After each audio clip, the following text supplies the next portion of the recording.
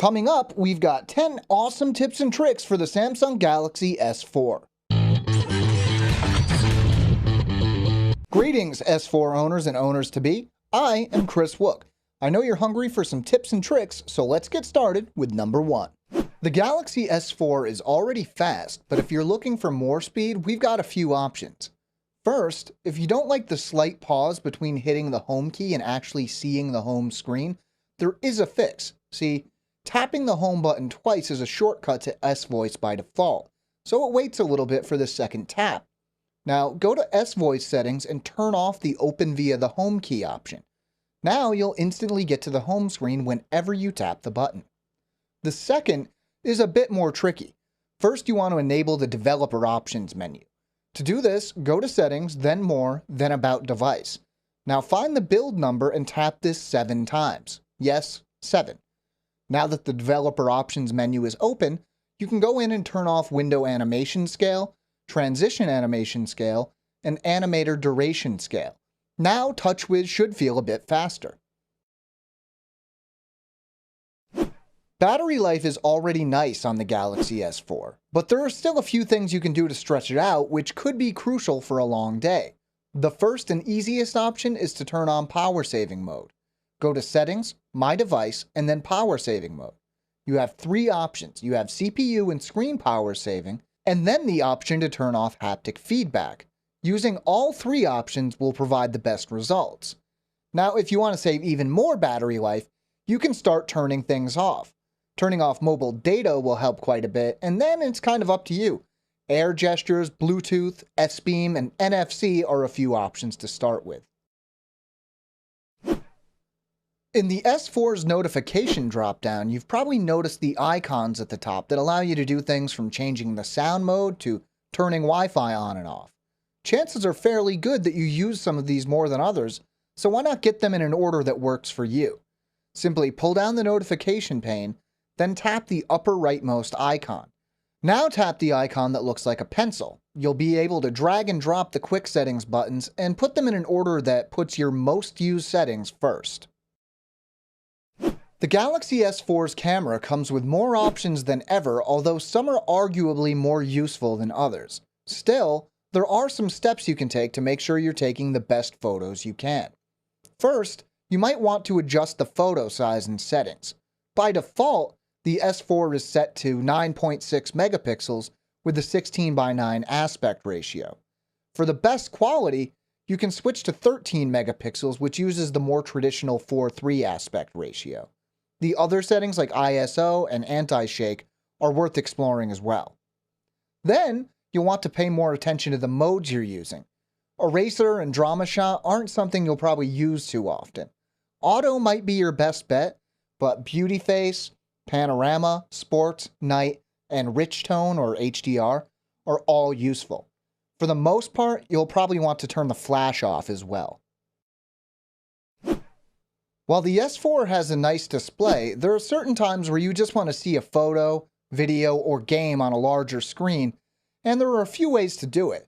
The first and easiest, if you have a Samsung TV or an All-Share Cast dongle, is to use the built-in screen mirroring feature. Just turn it on and wait for it to find your device.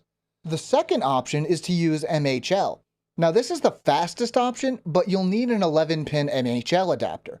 Make sure you get the right adapter because a standard 5-pin MHL adapter won't work.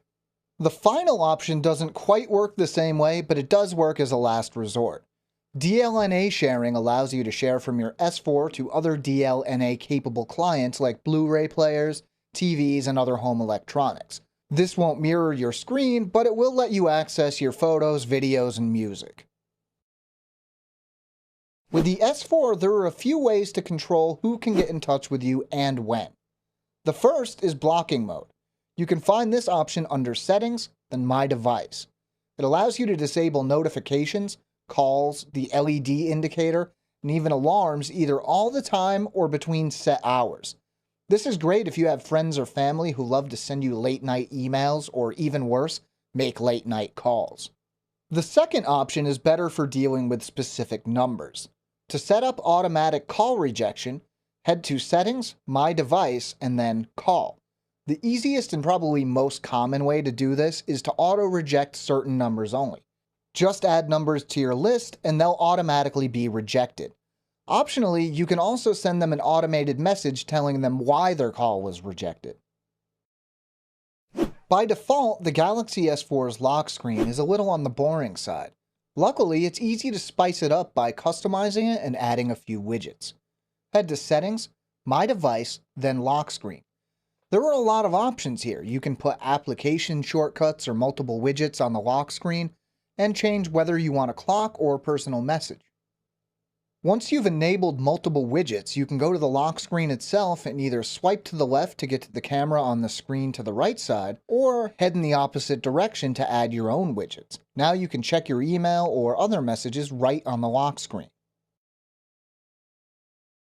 Yeah, the S4 shoots some pretty nice video out of the box, but what if you want to get a little more creative with it? Two of the coolest options are fast motion and slow motion video. You can enable these by opening the camera app, tapping the settings icon, and then the icon that looks like a video camera. Now you can switch between normal, limit for MMS, slow, and fast motion. With slow motion, you can go from half speed all the way down to 1/8 of normal speed.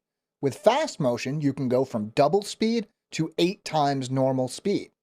Neither of these options will produce video as clear as the normal mode, but they are still fun to play around with. To be honest, I wasn't too sure about the Adapt Sound feature until I tried it out myself, but after trying, I had to include it in this video.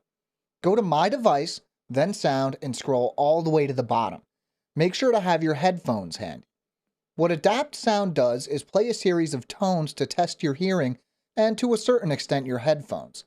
Just start the test, listen closely, and answer whether or not you heard the sound. After this process is over, you'll have the option to preview the newly adapted sound. For me, the difference was noticeable. Compared to the original sound, the adapted sound sounded clear and more detailed. If you're like me, and I know I am, one of the first things you do on any phone is turn off auto brightness. In this case, though, there is actually a good reason for using it, at least occasionally. Users have found that the S4 screen brightness can go higher with auto brightness turned on than you can manually set it yourself. It's probably done this way to prevent damaging the screen. Still, if you're in bright sunlight and having trouble seeing the screen, try turning on auto brightness to see if the screen gets any brighter. And that's it. Hopefully, at least a few of these tips will help you get more usefulness and/or enjoyment out of your S4. If you want a little more detail, we have an in-depth article at AndroidAuthority.com. You can find the link in the description. If you enjoyed this video, maybe give it a like or share it with your friends. If you want to stay caught up with all of our videos, make sure to subscribe to our channel. I'm Chris Wook for Android Authority, and as always, thank you for watching.